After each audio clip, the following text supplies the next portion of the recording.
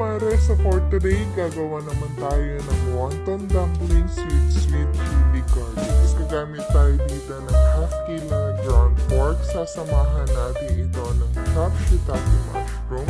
Add rin tayo dito ng scallions, minced garlic, minced ginger, and of course, soy sauce. Mag-add rin tayo dito ng oyster sauce, ground black pepper, sesame oil, and 1 large egg.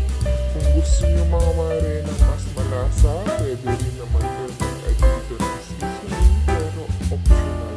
So after naman natin mailagay lahat ang mga ingredients, ay pwede naman natin itong ibalot. So ang gagamitin natin na pambalot, walang iba kundi itong bamboo molo wrapper.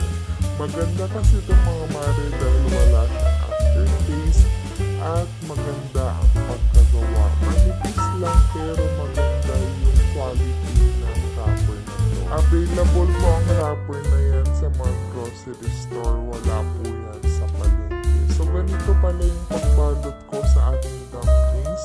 Ginawa ko lang dyan, ginawa kong triangle, sinil ko magkabilang side, and then ganito ko po siya nila.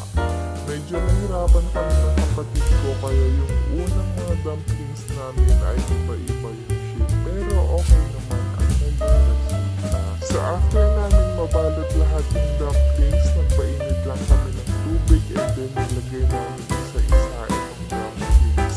So malalaman natin na luto na yan kapag lumutang na itong mga dumplings natin.